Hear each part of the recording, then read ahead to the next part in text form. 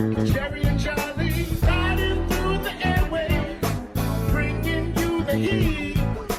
Come on, pull your fans. Now get up out your seat.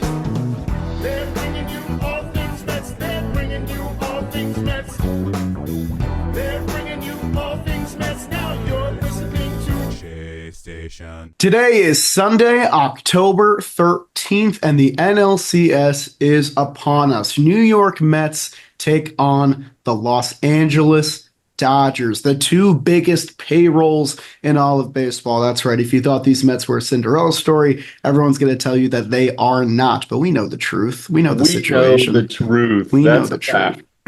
All the naysayers, the biggest payroll in baseball. I'm like, come on, dude. Well, yeah, I could point to about 100 million of it on two Texas teams if we want to play that game. Don't rain on other people's parade. Don't be a wet blanket. Come on. But it's all good. It's all good. Lock them out. Lock them out. Yeah, I'm excited. First game is tonight. It's going to be an interesting matchup in Los Angeles. We're going to preview the whole series, talk to you about the Dodgers, where the Mets are at, and all that good stuff. And I think we should probably start with our boys because we haven't checked in on them in 3 days, which feels like an eternity considering we've been recording every day. This is their first real break in a while, and I think a lot of people are a little bit worried about how it's going to affect them. They've been playing nonstop. They've been traveling from city to city. It's kind of, I think, fed into their momentum and like their style of play. Now they get this brief layover, and I honestly think it's more of a good thing than a bad thing. But I wanted to ask you as a player, I guess, like how much do you think that this will have an effect on them since they had this like lightning in a bottle type run? I think you nailed it already. I am a little bit worried because as a player, you actually like this run that they've been on is so momentum driven that they have just been playing baseball. They haven't had a chance to like take a breath and realize it's been magical. Yeah. I've seen so many social media posts about like this 10-day run that they've been on, comparing it to past. There's a little bit of me that's worried that the players can take a breath and look and be like, man, we've done something awesome. Like, and then kind of let that be it, because no matter what happens in this series, what they've done has been awesome. Yeah. I am worried that the momentum of the moment will catch up to them because now they're like, all right, we're NLCS. I'm worried they'll play a little bit tight. Having said that, my worry is minimal. The reason why my worry is minimal is because the leadership that these guys have. Mendoza, Frankie Lindor, Jose Iglesias, I'm a little worried about because he was swing happy, but like JD Martinez, and David Stearns, these guys can lead the way on how to approach it with these off days. So I worry a bit, but the leadership is in place to make sure that they're still in the moment, because the minute you allow it to be like, yeah, that was special, you forget that like this is special. They're still in this. They can still finish, what they've started. So again, a little bit worried, but you nailed it on the head because I think it's definitely more of a positive in my eyes because the bullpen is rested. The starters are rested. The hitters who have been really good, I expect them to continue because they've been making really good at-bats. The hitters that haven't been great, and I speak of Jose Iglesias because he hasn't really done an amazing, like he's had some really troublesome at-bats where he's just swinging at everything, trying to be a hero. I think this reset will allow him to get back to what he was doing to have his incredible season that he's had. So I do think it's more of a positive than a negative. So my worry is little, but I think the fact that they were able to rest, line things up the way they want to, and practice and for Lindor get the back healthy, all that kind of stuff, I think outweighs the momentum possibility of slowing it down. Yeah, I mean, I think most Mets fans, or maybe it's just me, but the thought that popped into my head was, well, okay, the last time the Mets made this deep of a run was 2015. If you remember, they swept the CS in 4 games, and then they had to wait a week to play the World Series. And I'm not saying that that's the reason they lost the World Series, but it definitely is a reason why on the very first pitch of game one, they gave up an inside the park home run because they were just flat. They hadn't played in a while. I think this is a different scenario because two things. One, basically everything you mentioned with how well they were playing before this, and that, the respite between the two series is not that long. It's 3 days. If you remember, we got rained out in Truist from the hurricane. We had 3 days off. Obviously, they came out flat in Milwaukee, but then they had this run right after. So you have a recent example of these guys having to take a rest, although the mood in that situation was far worse than it is here. Then you look at both of the playoff series that they've played. They've gotten great starting pitching. Their top 4 star hitters are all producing at a high level.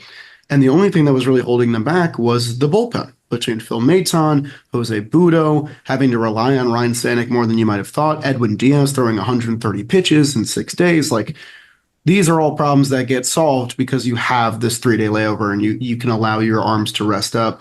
The Mets had like a ton of options for game one of this series too. They could have gone one of Senga, Severino, Manaea. All 3 of them would have been on normal rest. So overall, I think this is a good thing. Obviously, that thought creeps into the head because of how much the discourse has been centered around like layovers and stuff with the playoff format recently. Although I will say, only one wildcard team is in the Final Four, and it's this one. So I don't know how much merit there is to that. I think it's just some years it's like that, some years it's not. And I think this team is capable of being immune to losing their momentum because of just sitting around for 3 days. Yeah, I agree. The fact that we're the only wild card is I love that, to be honest, because I take a lot of pride in it.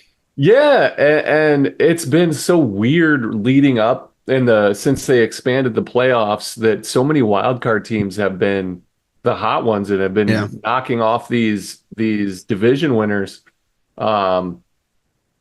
It was nice to see that the division winners are still, the power teams, and the layoff doesn't affect everyone, because there was a lot of narrative of like, do you even want to win the division anymore? That kind of thing. So, it was nice that the stuff is balanced out. And I think over, once we get, a larger sample size, I think this is what you'll see more often, the better teams going on. And I think the Mets are one of the 4 best teams in baseball. So I think the Mets, the Yankees, the Dodgers, I thought the Padres were a better team than them, but they outplayed them. Their bullpen, which we'll talk about, shut down their offense. And I think the Guardians were easily better than the Tigers, even though it looked like a game 5 with Skubal pitching that the Tigers were going to take it. So they had a great story. But I feel like the 4 best teams are probably playing right now. Yeah, it's cool to see not only division winners make it this far, like they should, but also like the top payrolls are all represented here. And like, you don't want that to happen every year. You want some of the magic, but at the same time, like seeing 2 New York teams is pretty cool. Obviously, it may be less cool for New Yorkers, or non-New Yorkers, I should say, but it's where we're at. And I think Rob Manfred and some other MLB higher-ups are pretty happy about it. They're happy. I'll leave it at that. There's enough star power and a little bit of a Cinderella story in Cleveland to where, this is win-win for advertising and for, just star power. Because that's what MLB has been lacking, is stars doing big things. I think they've got it this year. So let's talk a little bit about our opponent, which is the Los Angeles Dodgers. They just finished their 5-game set against the Padres. The Padres went up 2-1 in the series. They were on their home turf. I think me and you both thought that they would probably finish it in 4, and this would be the rematch from the wild card series a couple of years ago. I was in your boat. I think a little bit more afraid of the Padres. They're just talent-wise, like they had a lot firing between Tatis and Machado really stepping into the spotlight. Their starting pitching was doing well. And then the Dodgers bullpen came out and won them the series. They held the Padres scoreless for the final 24 innings of this series after a Tatis home run off Walker Buehler, and that was the key for them. And now they're here. This Dodgers team is very, very interesting. I don't want to say off the bat that they are vulnerable, but this is clearly not the best version of what they can be. And you can point to a few different things. One is obviously the starting pitching. They've lost a full rotation's worth of talent and then some, and they're currently operating with one guy who can go more than 5 innings because Yamamoto is on a tighter pitch count, and Walker Buehler just hasn't been able to negotiate that many outs without giving up runs. So really, their main guy is Jack Flaherty, but it's their bullpen that has been superb and has kind of made up for that. They had one, two, three, four, five, six different guys who recorded 7 outs in the division series without giving up a run. I believe the Mets had two, if I remember correctly, and it was David Peterson and Ryan Stanek. So just from that standpoint, even though they're only going to get a max of maybe 5 innings from their starter, it doesn't matter because that bullpen can shorten games. So even though that is a weakness, I think it needs to be known that getting to the bullpen, unlike in the Phillies series where it was a good thing, you're like, yes, we got to the bullpen, we're going to win the game. Here, it's more so the Mets have to score early because that bullpen has the capability to shut down any offense. Yeah, I agree. So their biggest weakness, like you said, is their lack of starting options, and they have been decimated in that by injury with Tyler Glass now, going down. Like, to me, he's a big time pitcher. They're missing him. Tony Gonsolin, Kershaw, the oft injured Dustin May is filthy. Then they had to lean on some young guys to come up. Gavin Stone, who's down with shoulder. He was great too. He was great. River Ryan looked like he wasn't quite ready, but you could tell that he's going to be another one of these really good, homegrown guys. So they are decimated on the starting pitching side, and it's shown that's their weakness.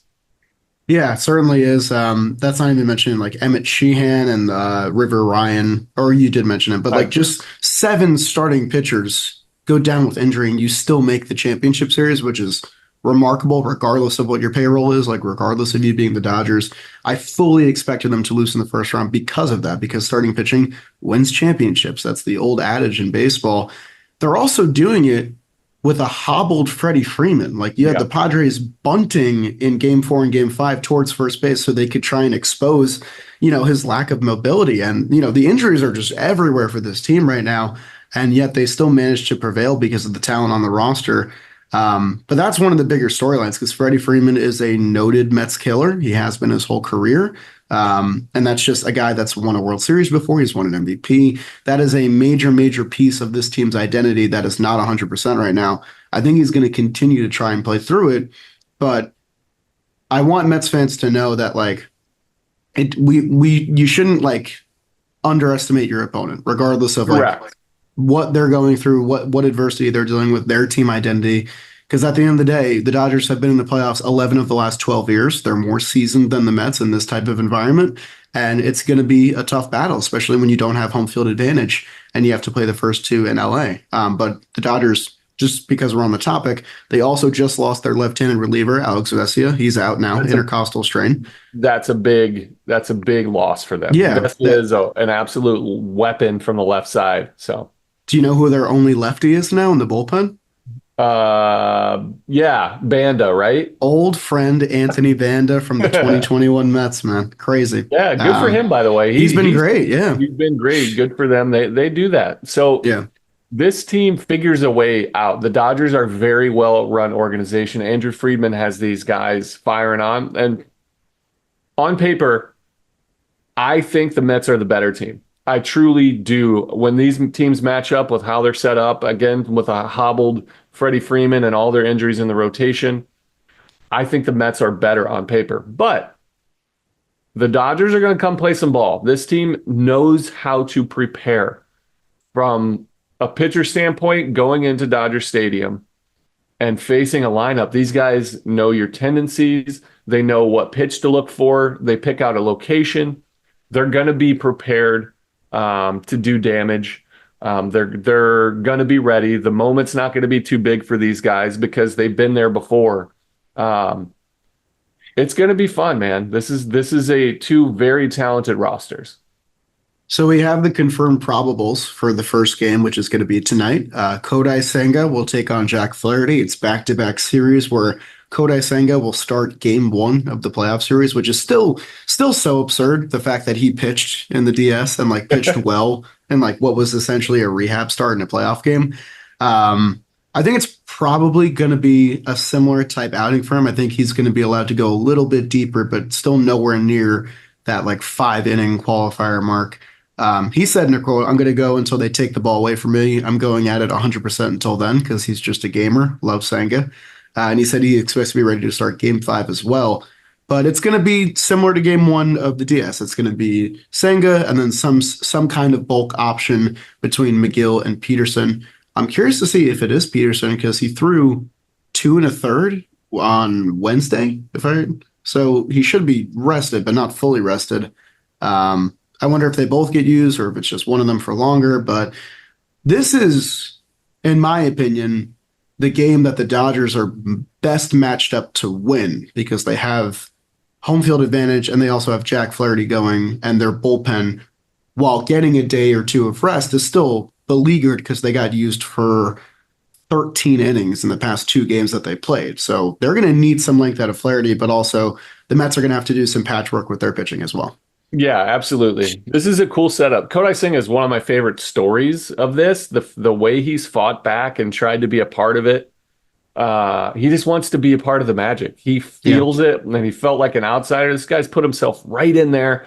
I appreciate that on a deep level as a competitor myself. And he's a weapon, dude. That ghost fork. I think it matches up really well if used properly.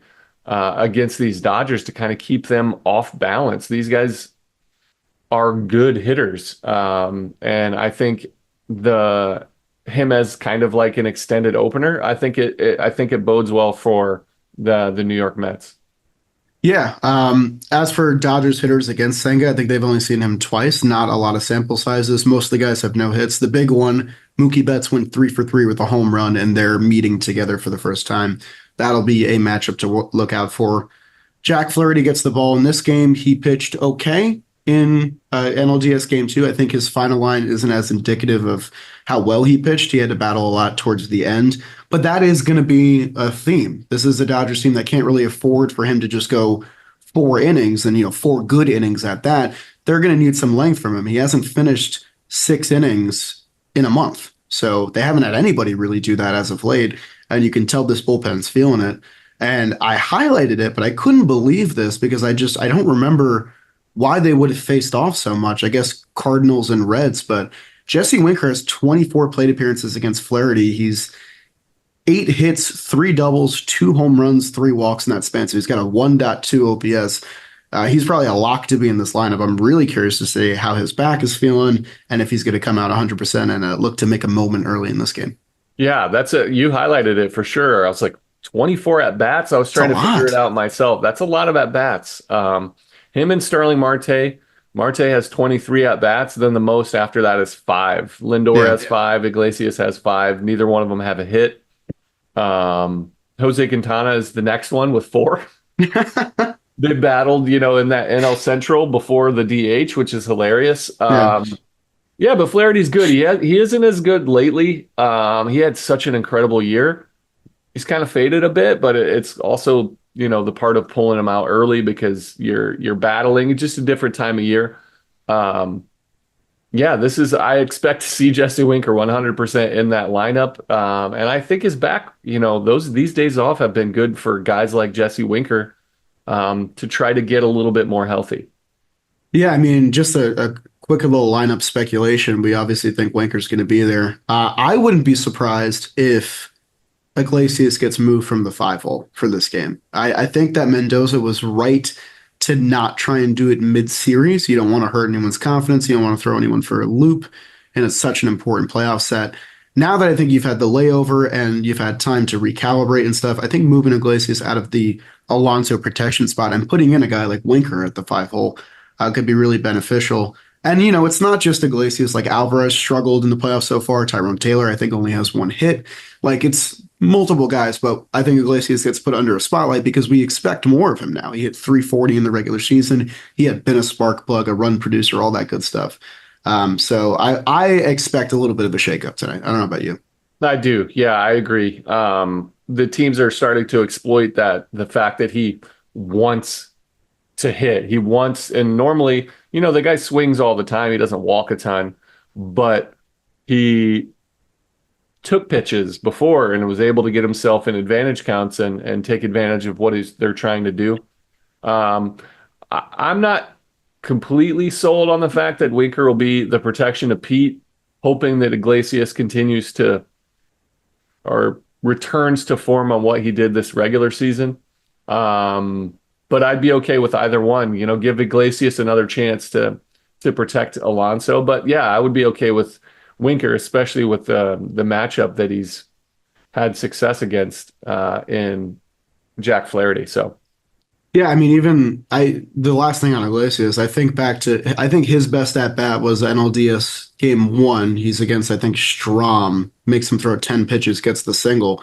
Even in that at bat, it's 0-2 on the 10th pitch. Like he's still just swinging at everything. Strom was just giving him fastballs to hit for some reason.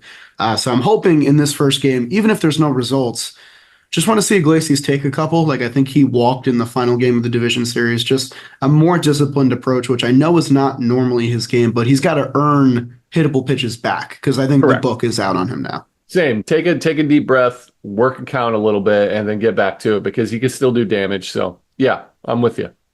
And that takes us to game 2. And this is why I think game 1 is really important for the Dodgers, because I really like the way we're set up in game 2. It's going to be Sean Manaea against Walker Buehler. Manaea is going to be on an extra day of rest. He has 2 pretty good playoff starts under his belt at this point. Obviously, the one against the Phillies was massive, a 7-inning, 1 earned run performance, 6 strikeouts. He's finished 7 innings in 3 of his last 5 starts. So if the Mets have to go bullpen heavy in game 1, they could probably rely on Sean for a bit of a bulk outing here too.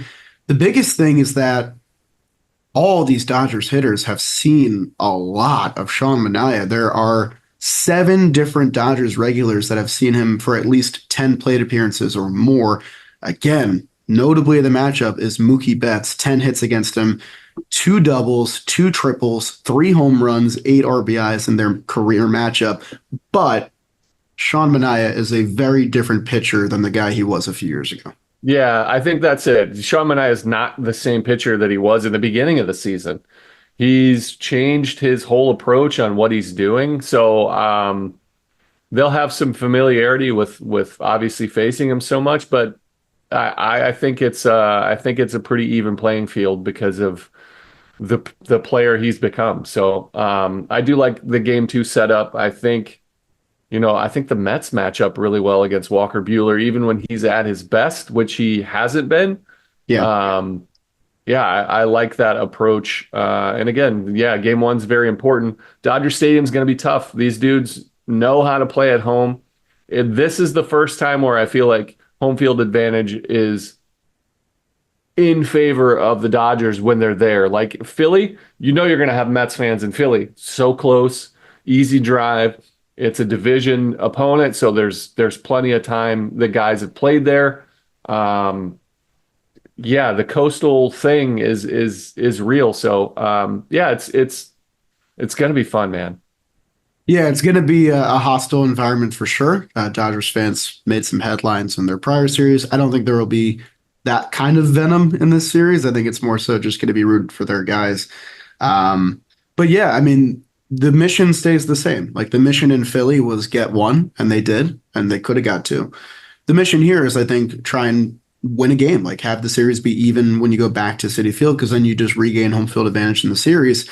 And this is a prime opportunity for the Mets because 2 of their biggest bats have hit Buehler incredibly well. The matchup that I think a lot of people are familiar with is Alonso versus Buehler because he's 5 for 14 and 4 of the hits are home runs. Pretty much every time that they've met, they've brought up that head-to-head matchup stat. And then Jesse Winker pops up again, a pair of home runs against Walker Buehler. So Winker's probably going to make some noise in the first 2 games of this series because he's just got 2 guys he's very familiar with. Buehler, finished out his NLDS Game 3 start, I think, a little bit better than his line would indicate. He got roughed up in the second inning against the Padres. Tatis hits the big home run. They have all the momentum in the world. And then they allowed him to finish 5. I think he went 3 shutout innings to finish the start. And that's where this scoreless streak for the Dodgers began. So I think learn from the Ranger Suarez start. This is obviously a very different matchup, a very different circumstance.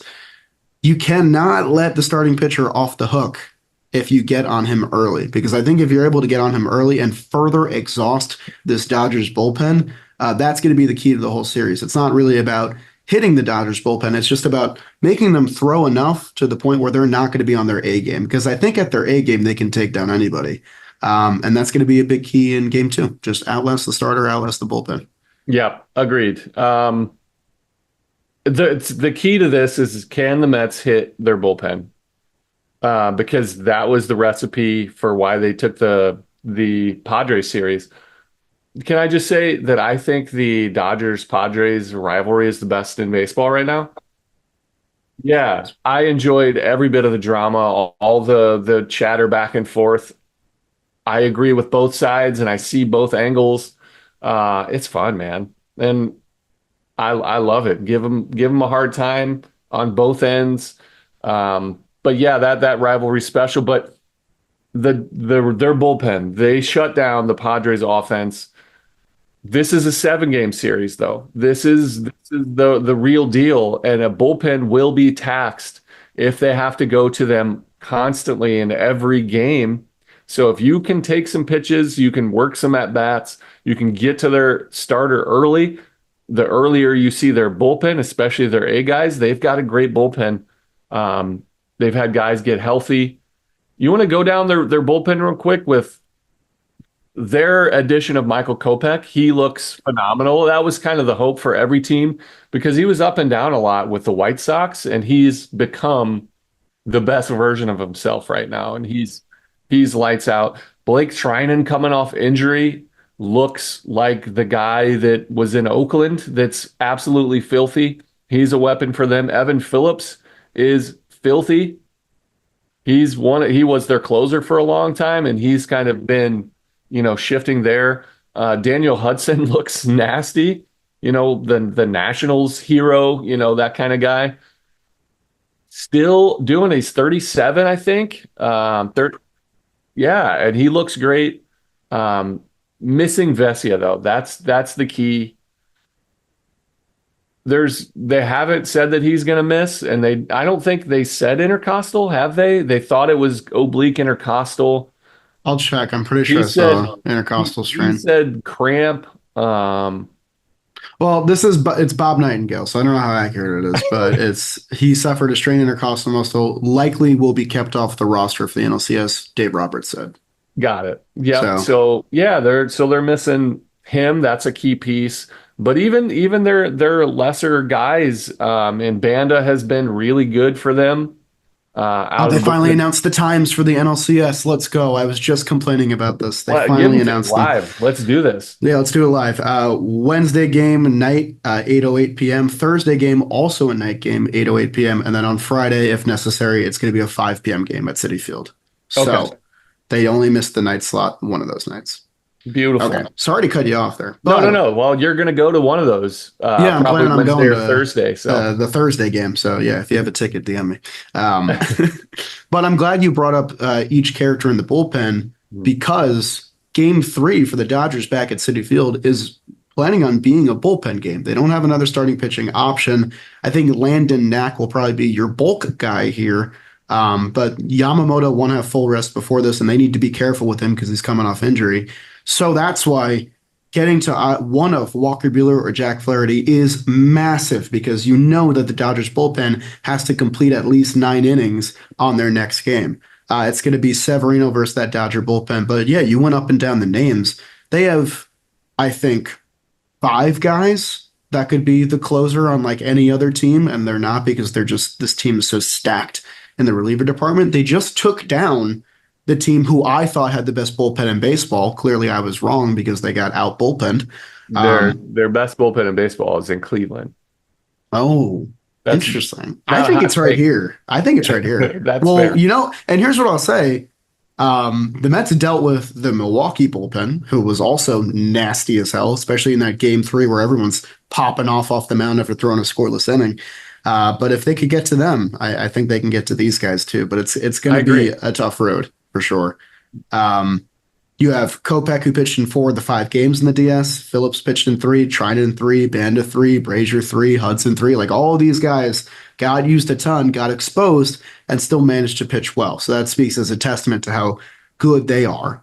On the other side in game 3, it could be Jose Quintana, but I think most people think it's going to be Luis Severino, who's had 2 decent outings so far. I think the Philly outing was great. It just ended poorly. The 2 home runs at the very end stink. I will say this, Sevy's going to get extra rest. On more than 6 days of rest in 2024, Sevy pitched 41 innings and had a 2.63 ERA. So it's not completely tangible because the playoffs are different, but a well-rested Sevy, I think, is a good recipe. And once again, the top matchup to look out for, Mookie Betts. 10 hits against Luis Severino, 4 doubles, a home run, and 6 walks. Betts is going to be just an interesting character in this series. There's a lot to be said about his recent postseason performances. I think he's trying to climb out of that shadow, and he's got 3 pitchers that he's seen a ton, and he's hit well against all of them on these New York Mets. He's one of the best players in the game still. Mookie is nasty. This is where it'll be come down to the back end of the bullpen for the Mets. Can they hold up? It's been the story of the whole time. The one thing that the Padres had was Tanner Scott. Yeah. Tanner Scott absolutely neutralized Shohei Ohtani, dominated him. I think it was 1 for 12 or something. 1 for 12, but in that last series, I think it was 0 for 5 with 5 punch outs or something. Damn. Like, not even close. Completely neutralized him. He knew he was out. Tanner Scott knew he was going to strike him out. The Mets don't have that. They don't have a lefty that throws 100 with a nasty slider. But they do have a nasty lefty. They do have a nasty lefty. Who is it? David Peterson. David Peterson, correct. That's going to be an interesting matchup. It doesn't have overpowering stuff like Tanner Scott. But that'll be a key here. And again, I don't know how they're going to deploy David Peterson. Because I don't know if you can just use him as the Ohtani and Freeman guy because he is such a good bulk option, and he's not a situational lefty reliever. Like he's a starting pitcher coming out of the bullpen, so it's going to be hard to deploy him like that. But like that is your best option, I think. Yeah, I mean, Danny Young hasn't pitched at all. Yeah, to go from not pitching to hey, can you be our Ohtani guy? It's gonna be a big ask. Yep, and his stuff stays on plane. So I don't know. That'll be a matchup because the Dodgers or the Padres neutralized after the starter. When there was a big moment, Tanner Scott would face Shohei Ohtani and punch him out. Like it was.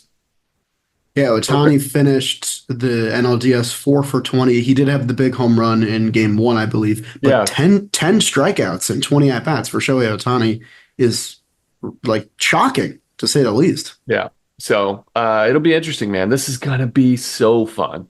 I'm so excited for this. I love the fact that they're at 5, so I don't have to stay up till, Big. Yeah, it's big for big. Us fathers that have to, parents that yeah, have me to and you, right? Yeah, have to Us wake fathers. up early. Yeah, man, but it's a very talented 2 ball clubs with key strengths and weaknesses. What do you think the Mets do with Jeff McNeil? Is he on the roster? So there was talk about do they keep one less pitcher to keep McNeil and Acuna, which I thought was interesting because they didn't use Ottavino and they didn't use Young at all on this playoff run, so they're essentially just carrying extra bodies. I don't think McNeil should start. I think that's doing a disservice to him, even though that's probably what he wants, because that's such a difficult ask to not play for 2 months and then start game 1 of the CS. I think that it's exactly hello. That's true. You know what? That's the same thing. So I honestly don't know. Like, yeah, I guess it's going to be a feel thing. It's going to be a matchup thing, I think, too. McNeil hasn't seen a lot of these pitchers. When I pulled the matchup stats, he didn't pop up very often. And like, that you have Iglesias struggling and that Marte, well, we think he's been clutch and effective. His numbers aren't great. And Correct. Tyrone has struggled as well. So like, If you need an offensive spark plug, I think that's when you deploy McNeil because you know he's a pest, you know he's a tough strikeout. He was hitting really well before he got hurt. Maybe he can still channel that, but I think at the end of the day, it's just helpful for Mendoza because he's been great at pushing buttons, and now you give him another button that he can push. Um, I feel bad for Luis Angel Acuna because he's done everything asked of him. I think he's good in that, late defense, late runner role, but McNeil will bump him because of the versatility and because of the talent. Yeah. I think it would be a terrible idea to go a pitcher short in a 7-game series, I think so too. especially if something gets out of hand one way or the other and you need a guy to throw innings. You don't want to throw a guy that you're going to count on when you need outs. So I do think Jeff McNeil takes Acuna's spot.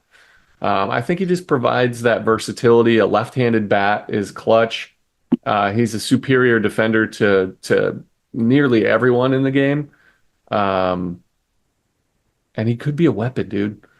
Could be a weapon. So I like having him as an addition. Hopefully he's healthy. Yeah, I that's the biggest thing. I know he's playing in the AFL right now. He got his reps.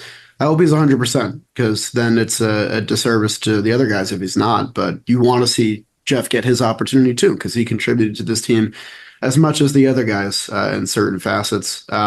Final thing, game 4, we have the probables here too. Jose Quintana is going to take on Yoshinobu Yamamoto.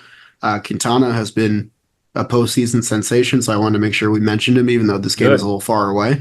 He's Only been pitcher incredible in this playoffs with more than 10 innings and no run runs allowed. It was him and the AL Cy Young Tarek Skubal up until yesterday when Skubal got rocked by the Guardians.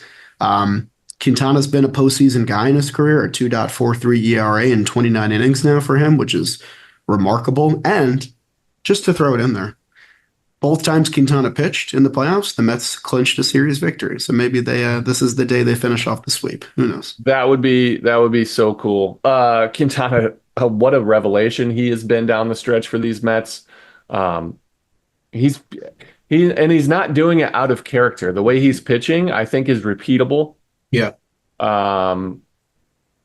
The way he's been so precise with everything, he's been really smart. He's executed so well.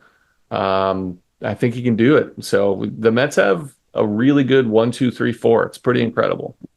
Yeah, and I mean, with Yamamoto, he pitched really well in game 4 to keep the Dodger season alive. 5 innings, no earned runs.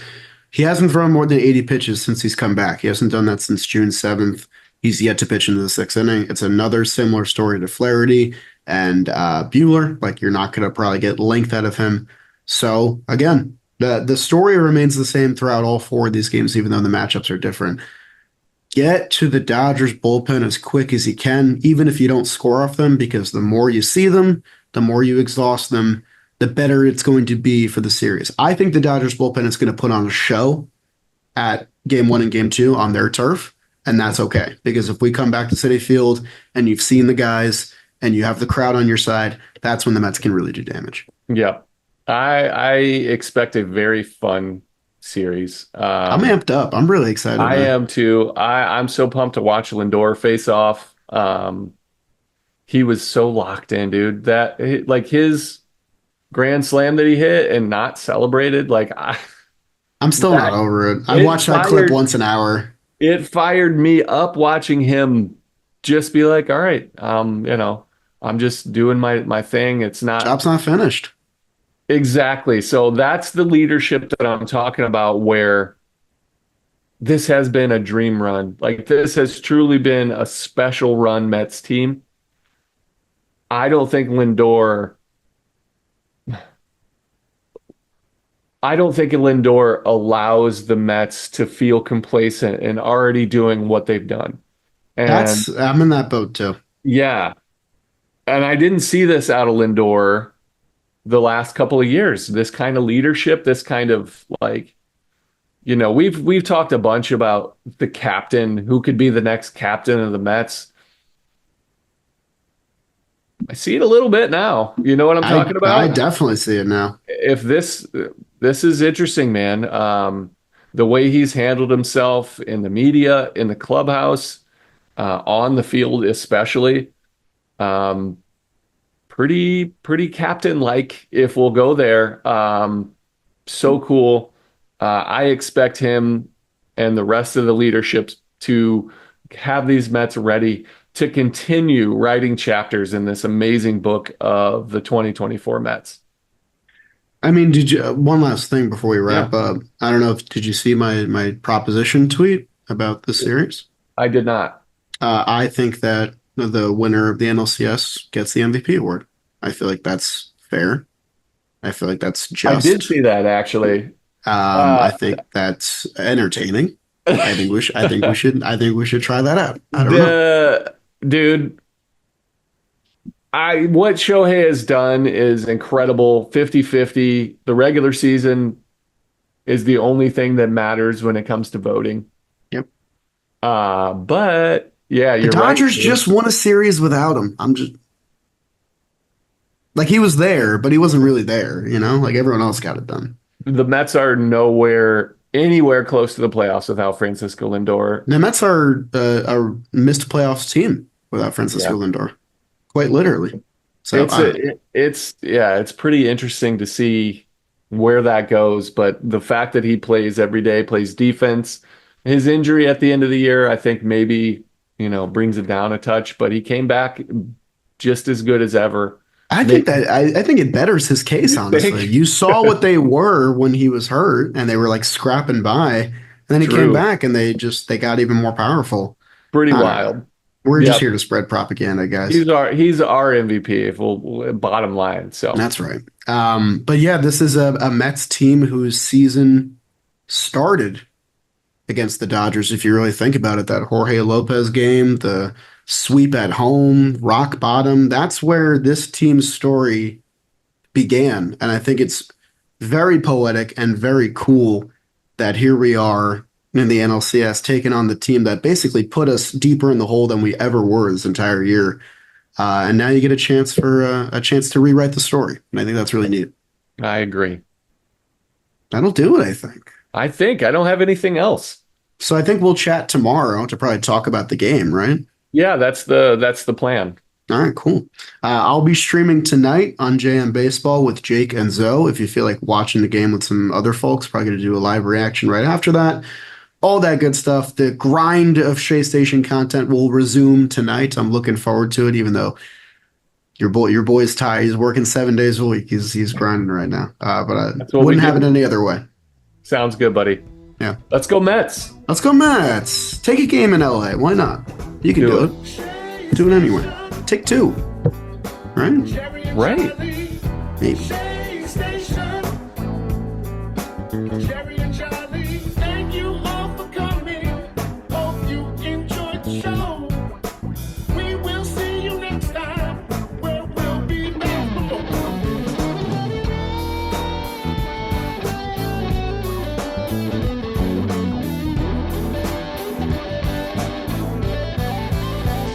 Station.